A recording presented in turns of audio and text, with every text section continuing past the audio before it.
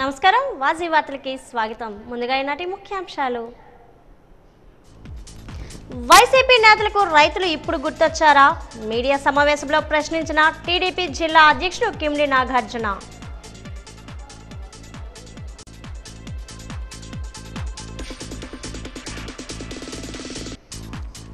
31వ డివిజన్లో వార్డు పర్యటన చేసిన అసిస్టెంట్ కమిషనర్ సమస్యలను త్వరితగతిన పరిష్కరిస్తామని హామీ.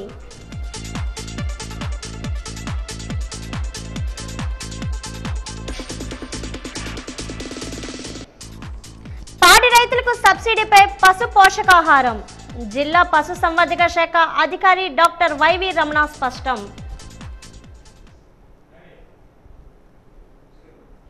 జిల్లా పరిషత్ చైర్మన్ మజ్జు శ్రీనివాసరావు చీపురుపల్లి నియోజకవర్గంలో పంటలు పరిశీలించడం చూస్తే ఆశ్చర్యం కలుగుతుందని తెలుగుదేశం పార్టీ విజయనగరం పార్లమెంటరీ అధ్యక్షుడు కిమిడి నాగార్జున అన్నారు. జిల్లా తెలుగుదేశం పార్టీ కార్యాలయంలో ఈరోజు ఆయన మీడియాతో మాట్లాడారు.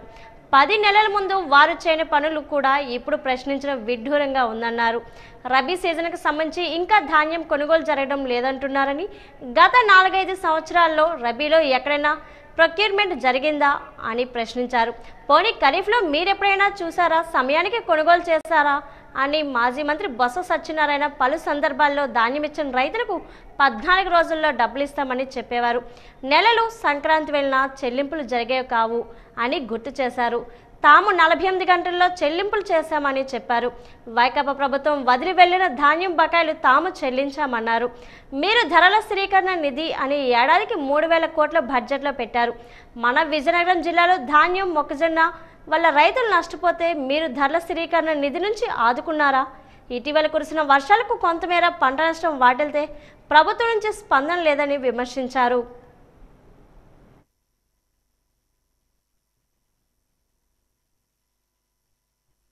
రోజున జిల్లా పరిషత్ చైర్పర్సన్ గారు మజ్జి శ్రీనివాసరావు గారు చీపురుపల్లిలో కొన్ని పంటల్లోకి వెళ్ళి అక్కడ గాలికి పాడైపోయిన పంటల్ని చూసి కొన్ని విషయాలు మాట్లాడడం అనేది జరిగింది. మరి ఆ విషయాలు చూసిన తర్వాత మాకు కొంచెం ఆశ్చర్యం వేసింది. ఖరీఫ్లో మీరు ఎప్పుడైనా టైంకి కొనుగోలు చేశారా? కొనుగోలు చేసిన తర్వాత బొత్స సత్యనారాయణ గారు ప్రతిసారి కూడా ప్రెస్ మీట్ పెట్టి 14 రోజుల్లో బకాయిలన్నీ కూడా ఇస్తామని చెప్పేవారు. కానీ 2 నెలలైనా 3 నెలలైనా సంక్రాంతి దాటిపోయినా ఇచ్చిన పరిస్థితి లేదు అని చెప్పి మీకు గుర్తు చేస్తూ ఉన్నాను. కానీ మేము అధికారంలోకి వచ్చిన తర్వాత గత ఖరీఫ్లో కొనుగోలు చేశామంటే 2 రోజుల్లో 48 గంటల్లోపే ఏదైతే డబ్బులు రైతులకు పడాలో మేము ఇచ్చిన మాట వాస్తవం కాదా అని చెప్పి అడుగుతూ ఉన్నాను. అదే రకంగా మీరు చేసిన కొనుగోలుకు కూడా రైతులకి డబ్బులు ఇవ్వకుండా మీరు బకాయిలు పెట్టేస్తే మేము వచ్చిన తర్వాత ఆ బకాయిలన్నీ కూడా ఇచ్చిన మాట వాస్తవం కాదా?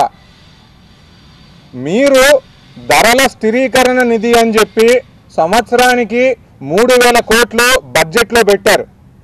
కానీ మన విజయనగరం జిల్లాలో రైతులందరూ కూడా ధాన్యం మీద కానీ మొక్కజొన్న మీద కానీ నష్టపోతే మీరు ఆ ధరల స్థిరీకరణ నిధి నుంచి మన రైతాంగానికి ఏమైనా ఇచ్చారా? మరి ఇవన్నీ మర్చిపోయి మీరు మాట్లాడితే ఎట్లాగా? ఈ జిల్లాలో ఉన్న రైతులు కానివ్వండి, రాష్ట్రంలో ఉన్న రైతులు కానివ్వండి, బాగుండాలి అని చెప్పి కోరుకునే ప్రభుత్వం వాటికి తగ్గట్టుగానే అడుగులు మేము వేసుకుంటూ ముందుకెళ్తామని చెప్పి ఈ సందర్భంగా ఇంకొకసారి తెలియజేస్తా ఉన్నాను. ఇండియన్ రెడ్ క్రాస్ సొసైటీ వ్యవస్థాపక అధ్యక్షులు బినీ హెన్రీ డునాంట్ సమాజానికి ఆదర్శప్రాయులని Indian Red Cross Society chairman KRD Prasad పేర్కొన్నారు. ఇండియన్ రెడ్ కలర్ సొసైటీ దినోత్సవం వేడుకలు రెడ్ క్రాస్ భవనంలో ఘనంగా జరిగాయి. ఈ సందర్భంగా ఆయన మాట్లాడుతూ తలసేమియా వ్యాధితో బాధపడుతున్న 9 ఏళ్ల పి తనుశ్రీ అనే అమ్మాయికు అవసరమయ్యే రక్తాన్ని ఇవ్వడం జరుగుతుందన్నారు. త్వరలో తలసేమియా వ్యాధిగ్రస్తులకు చికిత్స జరిగే విభాగాన్ని ఏర్పాటు చేస్తామన్నారు. ప్రస్తుతం తనుశ్రీకి ఉచితంగా రక్తం ఇవ్వడం జరుగుతుందన్నారు. ఇండియన్ రెడ్ క్రాస్ సొసైటీ సేవలకు మరింత విస్తృతం చేస్తున్నామన్నారు. ఈ కార్యక్రమంలో సొసైటీ కార్యదర్శి సత్యం, టి రామారావు, కె వెంకటరమణ, రాము తదితరులు పాల్గొన్నారు.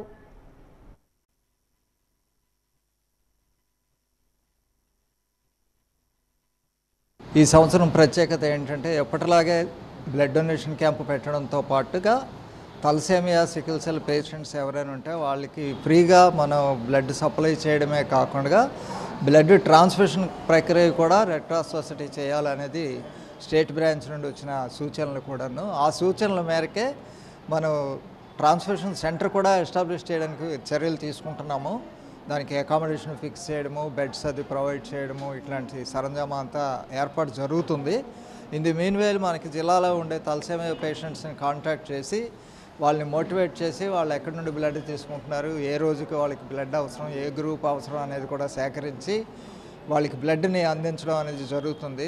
ఆ ప్రక్రియలో భాగంగానే గరివిడి మండలం రేగటి గ్రామం నుండి తనుష అనే అమ్మాయి, ఈ అమ్మాయికి అనమాట బ్లడ్ ట్రాన్స్ఫ్యూషన్ కూడా ప్రతి 15 రోజులకి ఒకసారి అవసరం అని చెప్పారు, ఓ పాజిటివ్ బ్లడ్ అనేసి. ఆ బ్లడ్ని ఈరోజు అందించడంతో పాటు మన red cross blood centre medical officer అయినటువంటి వేణుగోపాల్ రెడ్డి గారి ద్వారా బ్లడ్ ట్రాన్స్ఫ్యూషన్ కూడా ఉచితంగా చేయడం అనేది చేపట్టడం జరిగింది.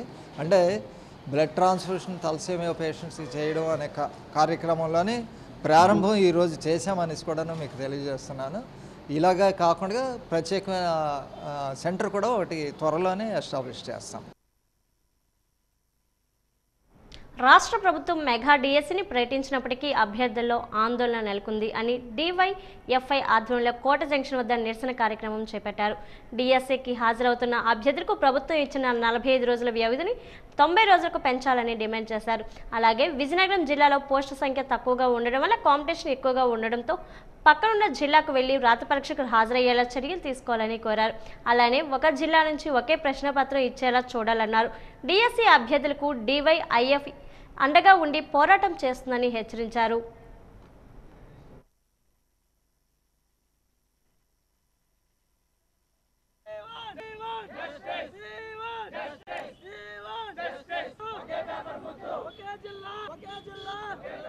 ఉత్తరాంధ్ర నిరుద్యోగులమైతే మొత్తం ఉద్యమాలకు పుట్టినిల్లుగా మేము ఎన్నో ఉద్యమాలు చేసి డిఎస్సి సాధించుకుంటే ఈరోజు ఉత్తరాంధ్రకు వచ్చేసరికి శ్రీకాకుళం, విజయనగరం, విశాఖపట్నంలో జిల్లాలో పోస్టుల సంఖ్య చాలా తక్కువ ఉన్నాయి. అయినా మేము ఐధైర్యపడలేదు. సరే, నాన్ లోకల్లో అయినా మేము జాబ్ను సాధిస్తామనే ఒక ఉద్దేశంతో నాన్ లోకల్ అప్లై చేయడానికైనా సిద్ధపడ్డాం. కానీ ఈ పరీక్ష విధానంలో నార్మలైజేషన్ విధానం తేవడం వల్ల, నెగిటివ్ మార్కులు లేని ఈ నార్మలైజేషన్ విధానం వల్ల నిజంగా కష్టపడి గత 7 సంవత్సరాలుగా డిఎస్సి నోటిఫికేషన్ లేకపోయినా దీన్నే నమ్ముకొని కష్టపడేవారు ఈరోజు నిజంగా అన్యాయం అయిపోతున్నాడు. ఎవరైతే కొత్తగా వచ్చి దీని చివరికి ఎలా తయారైందంటే కేరళ లాటరీ టికెట్ అదృష్టం పైన ఆధారపడి ఉన్నట్టుగా ఈరోజు డిఎస్సి ఎగ్జామ్ అనేది తయారైంది. కాబట్టి ఆ విధంగా తయారవ్వకూడదు. ఖచ్చితంగా ఇన్ని సంవత్సరాలు దీనిపైన కష్టపడి సాధించిన వాళ్ళకి మాత్రమే దీనికి పొందాలి. ఒక మంచి మెరిట్ అయిన విద్యార్థి మాత్రమే పాఠశాలని అభివృద్ధి చేస్తారనే విషయాన్ని ప్రభుత్వం అనేది దృష్టి పెట్టాలి. మా మంచి ప్రభుత్వం మేము ఒక లక్షలాది నిరుద్యోగ గొంతుకే కాదు, మీ పార్టీ విధేయులకు కూడా మేము చెబుతున్నాం. నార్మలైజేషన్ విధానం అనేది రద్దు చేసి ఒకే జిల్లా ఒకే పరీక్ష పేపర్ పెట్టి ఈ నిరుద్యోగులందరికీ కూడా సమన్యాయం చేయవలసిందిగా, అదేవిధంగా చాలామంది నిరుద్యోగులకు కూడాను ఈరోజు ప్రతి ఒక్కరు కూడాను ఒకే దీనిపైన ఆధారపడరు. వారి యొక్క కుటుంబ పరిస్థితి, ఆర్థిక పరిస్థితి వలన చాలామంది నోటిఫికేషన్ ఇచ్చాక మాత్రమే దీనికి ప్రిపరేషన్ స్టార్ట్ చేస్తామనే ఉద్దేశంతో ఈరోజు చాలామంది నిరుద్యోగులు ఉంటారు. కాబట్టి నగరంలోని వీధి విక్రయదారులను గుర్తించి కమిటీలను పునర్వ్యవస్థీకరించే కార్యక్రమం ఈ నెల 14వ తేదీలోపు పూర్తి చేయాలని కార్యదర్శికు నగరపాలక సంస్థ కమిషనర్ పల్లి నల్లనయ్య ఆదేశించారు. ఈ మేరకు కార్యాలయంలో నిర్వహించిన సమావేశంలో యూనిటీస్ ప్లానింగ్ కార్యదర్శులతో మాట్లాడారు. రాష్ట్ర ప్రభుత్వ ఆదేశాల మేరకు వీధి విక్రయదారులు గుర్తించే సర్వే ప్రక్రియ 100% పూర్తి చేసి కార్యదర్శులకు ఆదేశించారు. నగరంలో రెడ్, గ్రీన్, అంబర్ జోన్లు ఏర్పాటు చేయాల్సి ఉందని అన్నారు. వీధి విక్రయదారులకు గుర్తింపు కార్డులు కూడా అందజేయాల్సిన అవసరం ఉందన్నారు. రెడ్ జోన్లో వీధి విక్రయదారులు పూర్తిగా నిషేధమని చెప్పారు. గ్రీన్ జోన్లో వీధి విక్రయాలు యథాశ్చేదిగా కొనసాగించవచ్చని తెలిపారు. అంబర్ జోన్లో నియమిత కాలపరిమితులతో మాత్రమే వ్యాపారాలు చేసుకునే వెసులుబాటు ఉంటుందన్నారు. ఇళ్లలో, దుకాణాల్లో ఉన్న చిరు వ్యాపారకు వీధి విక్రయదారులుగా గుర్తించే అవకాశం లేదన్నారు. ప్రభుత్వ నియమాలను అనుసరించి సర్వేను పూర్తి చేసి ఈ నెల 14వ తేదీలోపు నివేదిక అందజేయాలని సూచించారు. సెక్రటరీస్, ప్లానింగ్ సెక్రటరీస్ కూడా వస్తారు. ఇంతకుముందు మీ అందరికీ కూడా కార్డులు ఇవ్వడం జరిగింది, సర్టిఫికేట్లు ఇవ్వడం జరిగింది. కానీ అవన్నీ ఇప్పుడు మార్చి వస్తూ కొత్తగా వెండింగ్ జోన్స్ అని ఏర్పాటు చేస్తున్నాము. అందులో green zone, red zone, amber zone అని ఉంది. రెడ్ జోన్లో ఎటువంటి వ్యాపారాలు చేయడానికి వీల్లేదు. అలాగే గ్రీన్లో చేయవచ్చు. అంబర్లో వచ్చి నిర్ణీత కాల పరిమితిలో కాల వ్యవధిలో అక్కడ వ్యాపారాలు చేసుకుని వెళ్ళిపోయేటట్టుగా ఉంటుంది. అది అంబర్ జోను. ఈ జోన్లో ఏ ఏరియాస్ వస్తాయి ఏంటి అన్నది కూడా మేము ప్లాన్ చేశాము. అవన్నీ జరుగుతాయి. టౌన్ వెండింగ్ కమిటీ కూడా ఏర్పాటు చేయడం జరుగుతుంది. కాబట్టి మీరు ఎంతమంది ఉన్నారు, ఏ జోన్లో ఎంతమంది ఉన్నారు, ఏ రోడ్లు ఎంతమంది ఉన్నారు, మీ పూర్తి వివరాలు ఒక నిర్ణీతమైన ఫార్మేట్ కూడా ఇవ్వడం జరిగింది. ఆ యాప్ కూడా ఇవ్వడం జరిగింది. ఆ యాప్లోనే మీ అందరికీ కూడా నమోదు చేయడం జరుగుతుంది. కాబట్టి మీ యొక్క పూర్తి వివరాలు, ఫోటో, మీరు ఇక్కడ విజయనగరంలో నివసిస్తున్నట్టు ధృవీకరణ పత్రం, ఇలాంటి ఇత్యాది డాక్యుమెంట్స్ అన్నీ కూడా మీరు రెడీగా పెట్టుకోండి. సర్వే సిబ్బందికి సహకరించండి. ఎప్పుడు కూడా నగరపాలక సంస్థ వీధి విక్రయదారులకు అండగా ఉంటుంది తప్ప ఎటువంటి ఇబ్బంది కలిగించదు. కొత్తగా వ్యాపారాలు చేయవచ్చు కానీ వీధుల్ని, రోడ్లని ఆక్రమించి ప్రజలకి ఇబ్బంది చేస్తూ ట్రాఫిక్ తీవ్ర అంతరాయం కలిగిస్తే మాత్రం బాగుండదు. కాబట్టి మీరందరూ కూడా మీ పరిధుల్లో అలవబుల్ ప్లేసెస్లో మీరు వ్యాపారాలు చేసుకోండి. ఈ స్ట్రీట్ వెండింగ్ సర్వేకి మీరు పూర్తి స్థాయి సహకరిస్తే మీ వివరాలను ఇచ్చి మరింత మెరుగైన టౌన్ వెండింగ్ కమిటీని మనం ఇక్కడ ఏర్పాటు చేసుకునే వీలు ఉంటుంది. కాబట్టి మీరందరూ ఈ విషయంలో మీ యొక్క సహాయాన్ని, సహకారాన్ని అందించాల్సిందిగా కోరుతున్నాను. వారం వార్డు పర్యటనలో భాగంగా ఈ రోజు విజయనగరం నగరపాలక సంస్థ సహాయ కమిషనర్ అప్పలరాజు 31వ డివిజన్లో పర్యటించారు. నటరాజ్ కాలనీ, గాయత్రి నగర్, పద్మావతి నగర్ ప్రాంతాల్లో సిబ్బందితో కలిసి పర్యటించి స్థానిక సమస్యలను అడిగి తెలుసుకున్నారు. ముఖ్యంగా కాలువల సమస్యలు అధికంగా ఉన్నట్లు గుర్తించారు.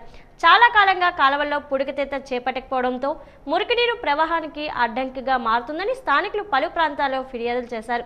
అక్కడక్కడ చెత్త చెదారాలు నిల్వ ఉండడాన్ని గమనించి వెంటనే వాటిని ప్రక్షాళన చేయాలని పారిశుద్ధ్య సిబ్బందికి ఆదేశించారు.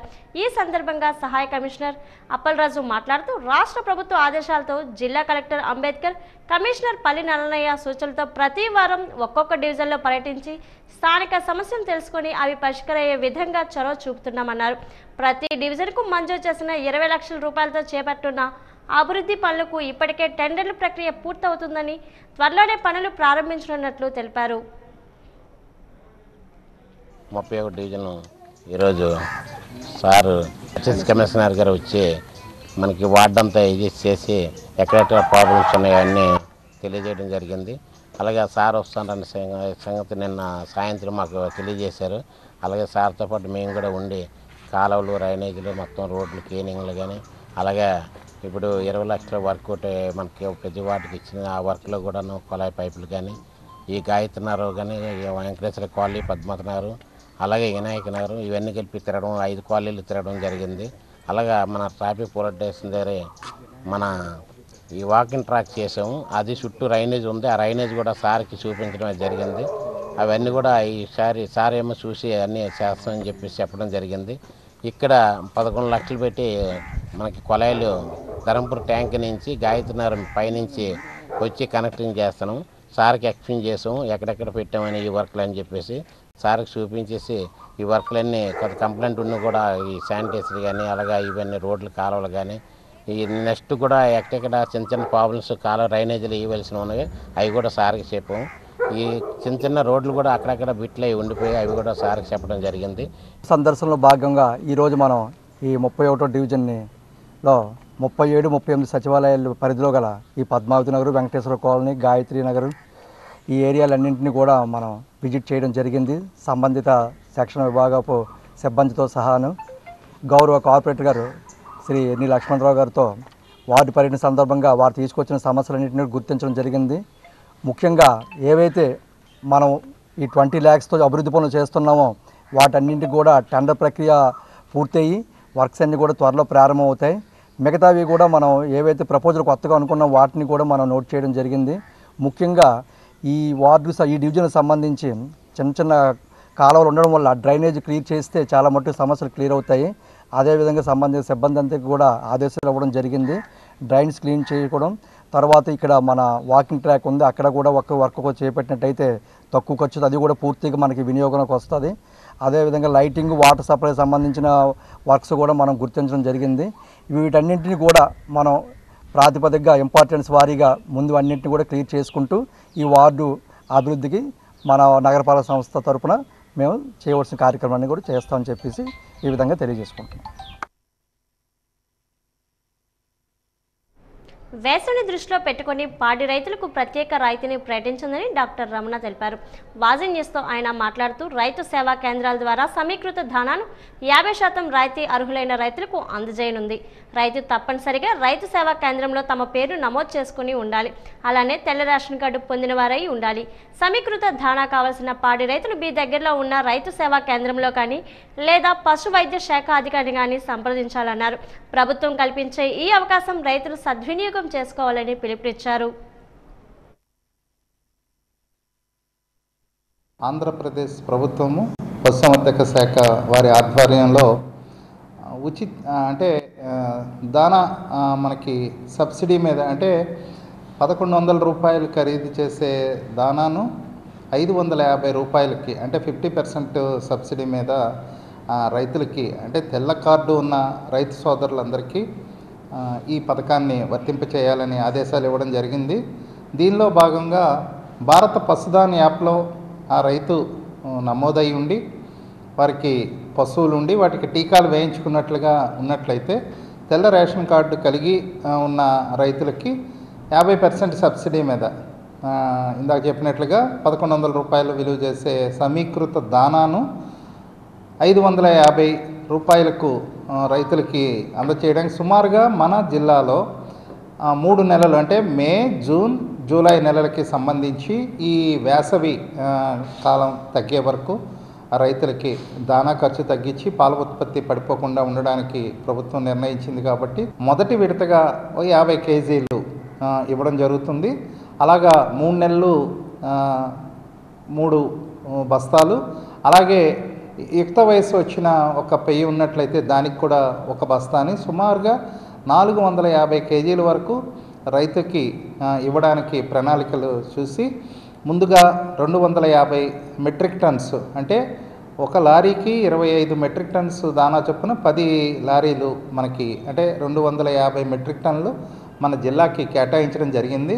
ఈ పథకాన్ని ఉపయోగించుకొని పాల ఉత్పత్తిని పెంచుకోవాల్సిందిగా కోరుతున్నాం. పాఠశాలలకు, కళాశాలలకు సెలవులు ఇచ్చిన నేపథ్యంలో దూర ప్రాంతాలకు వెళ్లే గృహ యజమాని పోలీసులు సమాచారం ఇస్తే ప్రత్యేక నిఘాను ఏర్పాటు చేస్తామని విజయనగరం డీఎస్పీ శ్రీనివాసరావు తెలిపారు. వాజీ న్యూస్తో ఆయన మాట్లాడుతూ ఎవరైనా గృహ యజమానులు తీర్థయాత్రకు వెళ్ళినప్పుడు మీకు సమీపంలో ఉన్న పోలీస్ స్టేషన్లో సమాచారం ఇస్తే ఇంటిలో కెమెరాను ఏర్పాటు చేస్తామన్నారు. ఈ కెమెరా ఏర్పాటు చేయడం వల్ల ఎవరైనా దుండగులు డోర్ లాక్ను పగలగొట్టినప్పుడు పోలీస్ స్టేషన్కి సమాచారం వస్తుందని అన్నారు. ఆ సమాచారంతో వెంటనే ఆ ప్రాంతానికి వెళ్లి దుండగులను పట్టుకోవచ్చని తెలిపారు. అలానే గృహ యజమానులు బయటకు వెళ్ళినప్పుడు విలువైన వస్తువులు, నగదు ఇంట్లో ఉంచకుండా చూసుకోవాలని అన్నారు. ఊర్లు వెళ్ళినప్పుడు ఆన్లైన్ ద్వారా దరఖాస్తు చేసుకోవచ్చని ఆయన స్పష్టం చేశారు. విజయనగరం జిల్లా ప్రజలకు ఒక విజ్ఞప్తి. ఇప్పుడు వేసవికాలం వచ్చింది, అందరికీ కూడా స్కూల్స్, కాలేజెస్ సెలవులు ఉన్నాయి. ఈ సందర్భంగా తల్లిదండ్రులు అందరూ కూడా సొంత ఊర్లకి ఏదైనా పిల్గ్రిమేజెస్కి టూరిస్ట్కి వెళ్తుంటారు. వాళ్ళు ఏం చేస్తున్నారంటే తాళాలు వేసుకొని వెళ్ళిపోతున్నారు. అలాంటి వాళ్ళకి మనకి పోలీస్ డిపార్ట్మెంట్లో LHMS అని ఒక సిస్టమ్ ఉంది, లాక్డ్ హౌస్ మానిటరింగ్ సిస్టమ్ అని. ఎవరైనా ఊరు వెళ్తున్నప్పుడు మాకు LHMS సిస్టమ్ అక్కడ ఉంటుంది కంట్రోల్ రూమ్లో, వాళ్ళకి ఇన్ఫామ్ చేస్తే మేము అక్కడ సీసీ కెమెరాలో పెట్టి దాన్ని ఫాలోఅప్ చేస్తాం. ఎవరు దొంగ వచ్చినా ఏది వచ్చినా అలారం మోగుతుంది, ఇమీడియట్గా మేము పట్టుకుంటాం. ఈ LHMS సిస్టమ్ అనేది మన పోలీస్ డిపార్ట్మెంట్ ఫ్రీగా పెడతారు. ఎవరు కూడా దీనికి డబ్బులు పే చేయవలసింది ఏమీ అవసరం లేదు. ఎన్ని రోజులైనా, వారం, 10 రోజులు, నెల రోజులైనా కూడా మేము డే టైం చెక్ చేస్తాం, నైట్ టైం చెక్ చేస్తాం.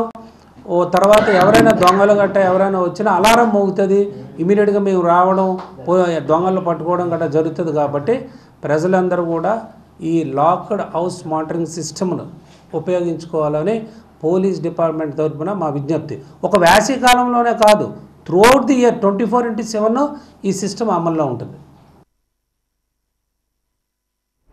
పెహల్గంలో జరిగిన ఉగ్రవాదుల దాడులకు ప్రతిచర్యలు ఉంటాయని ప్రకటించిన ప్రధాని నరేంద్ర మోదీ దానిని ఆచరణలో చేసి చూపించారని యావత్ దేశం ఈ నిర్ణయాన్ని హర్షిస్తుందని తెదేపా జిల్లా అధ్యక్షుడు డీసీసీబీ చైర్మన్ కిమిడి నాగార్జున తెలిపారు.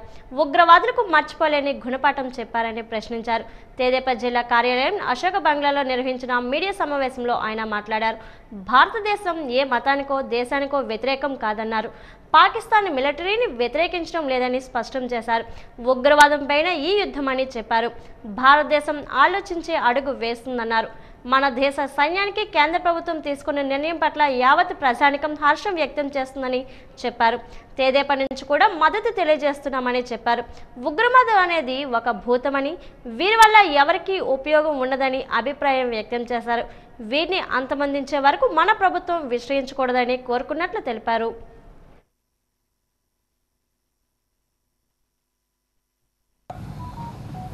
పహల్గాంలో జరిగిన ఉగ్రవాది దాడులు ఏవైతే ఉన్నాయో ఆ దాడులన్నిటికీ కూడా ప్రతిచర్యలు ఉంటాయి అని మన కేంద్ర ప్రభుత్వం నరేంద్ర మోడీ గారు చూపించారు. ఈ ఉగ్రవాదులు ఎవరైతే ఉన్నారో వాళ్ళందరికీ కూడా ఒక గుణపాఠం నేర్పించారు.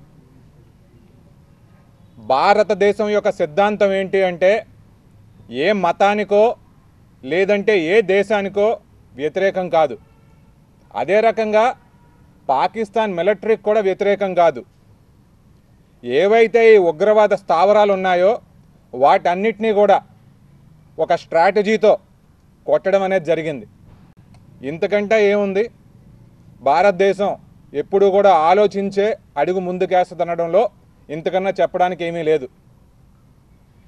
మన మిలిటరీ కానివ్వండి, కేంద్ర ప్రభుత్వం కానివ్వండి, వాళ్ళు తీసుకునే చర్యలు ఏవైతే ఉన్నాయో వాటన్నిటికీ కూడా దేశం అంతటా కూడా మద్దతు తెలుపుతూ ఉన్నారు. అదే రకంగా మన రాష్ట్రం నుంచి, మన జిల్లా నుంచి, మన పార్టీ నుంచి మేము కూడా మద్దతు తెలుపుతున్నామని చెప్పి ఇంకొకసారి తెలియజేస్తూ ఉన్నాం.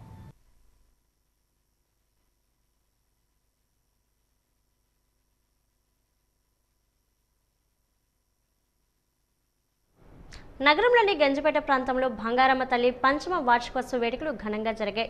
ఈ రోజు సాయంత్రం అంగరంగ వైభవంగా అమ్మవారిని ఊరేగిస్తూ పలు సాంస్కృతిక కార్యక్రమాలను ప్రదర్శించారు. కోలాటం, పులివేషాలు, బిందెల డ్యాన్స్తో సాంస్కృతిక కార్యక్రమాలు అలరించాయి. ఈ సందర్భంగా మాజీ కౌన్సిలర్ మైలుపల్లి పైడిరాజు మాట్లాడుతూ అమ్మవారి ఆశీస్సులు ప్రతి ఒక్కరికి ఉండాలన్నారు.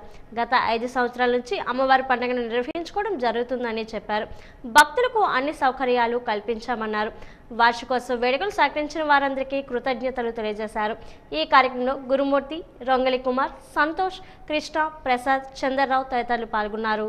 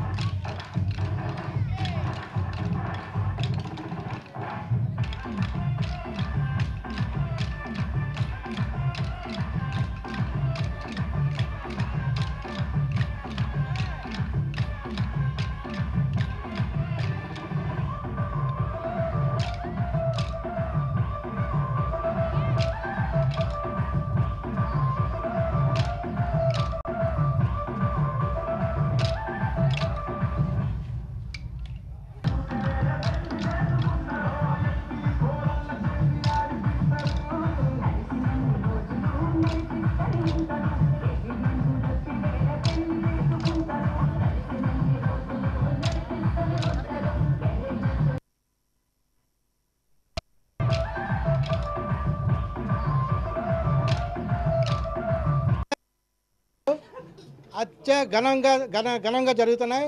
మరి దీనికి సహకరించిన మా గంజిపేట కుర్రోళ్ళందరూ చాలా బాగా, అంటే ఎప్పుడూ లేనిది 2018లో చేసాం మళ్ళీ ఈ పండుగ. అప్పుడు నేను కౌన్సిలర్ని అక్కడ, ఈరోజు ఇక్కడ ఒక కౌన్సిలర్ ఉన్నారు, నేను మాజీ కౌన్సిలర్ని. ఇద్దరు సహకారంతో ఇక్కడ బ్రహ్మాండంగా జరుగుతుంది ఈ పండుగ. మరి బిందుల డ్యాన్సు, పులివేషాలు, కోలాటంతో మరి ఈరోజు ఇక్కడ అమ్మవార్లు వీధంతా తిరుగుతున్న ఘటాలతోనే తిరిగిన తర్వాత ఈ అమ్మవారిని మన కనపాక తీసుకెళ్తాం. అక్కడి నుంచి ఊరేగింపుతో కలెక్టర్ ఆఫీస్ మీద నుంచి మళ్ళీ తెచ్చి మళ్ళీ ఇక్కడ దించుతాం. అక్కడ మరి ఎంత ఘనంగా జరుగుతుందంటే కుర్రాల సహకారం ఇక్కడ ముఖ్యంగా, ఎవరు కాదు కుర్రోలు దాతలు. మరి అందరికీ ప్రత్యేకంగా ధన్యవాదాలు తెలుపుతున్నా. మళ్ళీ 5 సంవత్సరాలు 6 సంవత్సరాలతో ఇంకా ఘనంగా జరుపుతామని మరీ తెలుపుతున్నాం. ప్రభుత్వ కార్యకలాపాలు సమాచారాన్ని తెలుసుకునే హక్కు ప్రతి ఒక్కరు పౌరుడికి ఉందని విజయనగరం నగరపాలక సంస్థ కమిషనర్ పల్లి నల్లనయ్య తెలిపారు. ఈ రోజు సాయంత్రం నగరపాలక సంస్థ కార్యాలయ సమీపంలో సమాచార హక్కు చట్టం 2005 పట్ల అవగాహన కార్యక్రమాన్ని చేపట్టారు. ఈ సందర్భంగా ప్రజలను ఉద్దేశించి కమిషనర్ పల్లి నల్లనయ్య మాట్లాడుతూ భారత ప్రభుత్వం ప్రతి పౌరునికి 2005వ సంవత్సరంలో సమాచార హక్కు చట్టాన్ని ఒక ఆయుధంగా ఇచ్చి చట్టంగా రూపకల్పన చేసిందని అన్నారు. ఈ చట్టం అమలై 25 సంవత్సరాలు గడుస్తున్నప్పటికీ పూర్తి స్థాయిలో ప్రజల్లో ఇంకా అవగాహన రాలేదని అభిప్రాయాన్ని వ్యక్తం చేశారు. దీంతో సమాచార హక్కు చట్టం రాష్ట్ర కమిషనర్ ఆదేశాల మేరకు ప్రతి సచివాలయం పరిధిలో అవగాహన చైతన్య కార్యక్రమాలు నిర్వహించామన్నారు. ఈ సమాచార హక్కు చట్టంపై అవగాహన ప్రతి వార్డు సచివాలయం నందు కూడా నిర్వహించడం జరిగింది. ఇంకా మరికొన్ని రోజుల్లో కూడా ఈ సమాచార హక్కు చట్టంపై అవగాహన మరింత విస్తృతంగా ప్రజల్లో తీసుకెళ్ళడం జరుగుతుంది. మీరందరూ ఎవరైనా కానీ పౌరులు సమాచార హక్కు చట్టం 2005 కింద ఏ సమాచారాన్నైనా అడగవచ్చు. అది మీరు ఫార్మేట్ ఇచ్చి ఆ ఫార్మేట్లు ఇమ్మడం కాకుండా ఏదైనా అంశంపై ఈ సమాచారం అవసరం అని భావించినట్లయితే ఆ సమాచారం తప్పనిసరిగా మాకు అందిన నెల రోజుల్లో ఇవ్వటం జరుగుతుంది. ఒకవేళ నెల రోజుల్లో కూడా ఇవ్వలేకపోతే మీరు ఫస్ట్ అప్లైట్ అథారిటీ మా అసిస్టెంట్ కమిషనర్ గారు ఉన్నారు, వారికి నివేదించవచ్చు. వారు కూడా 1 మంత్ లోపు ఇవ్వాలి, నెల రోజుల లోపు. అప్పటికి ఇవ్వకపోతే రాష్ట్ర సమాచార కమిషనర్ గారికి అప్పీల్ చేసుకోవచ్చు. ఇది ఫస్ట్ అప్పీల్ అంటారు, అది సెకండ్ అప్పీల్. అప్పుడు కూడా ఇవ్వకపోతే పబ్లిక్ ఇన్ఫర్మేషన్ ఆఫీసర్ ఎవరైతే ఉన్నారో వారికి జరిమానా విధించి మరీ ఇన్ఫర్మేషన్ ఇవ్వడం జరుగుతుంది. ఎవరైతే సమాచార హక్కు చట్టం కింద పౌరుడు అడిగిన సమాచారం ఇవ్వలేదో వారికి పెనాల్టీ విధించడంతో పాటుగా వారి సర్వీస్ రిజిస్టర్లో కూడా రెడ్డింగ్తో ఈ పెనాల్టీ వేసిన అంశాన్ని కూడా నమోదు చేయాల్సి ఉంటుంది. కాబట్టి సమాచార హక్కు చట్టం అంత పవర్ఫుల్గా ఉంది. కాబట్టి పౌరులందరూ కూడా ఈ అవకాశాన్ని వినియోగించుకోవాల్సిందిగా కోరుతూ వార్తలు ముగించే ముందు ముఖ్యాంశాలు మరోసారి. వైసీపీ నేతలకు రైతులు ఇప్పుడు గుర్తొచ్చారా? మీడియా సమావేశంలో ప్రశ్నించిన టీడీపీ జిల్లా అధ్యక్షుడు కిమిడి నాగార్జున.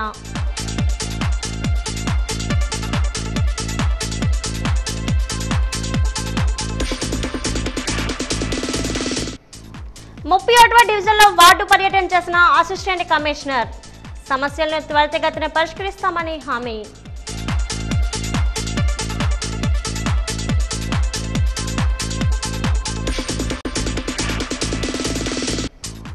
పాడి రైతులకు సబ్సిడీపై పశు పోషకాహారం జిల్లా పశు సంవర్ధక శాఖ అధికారి డాక్టర్ వైవి రమణ స్పష్టం.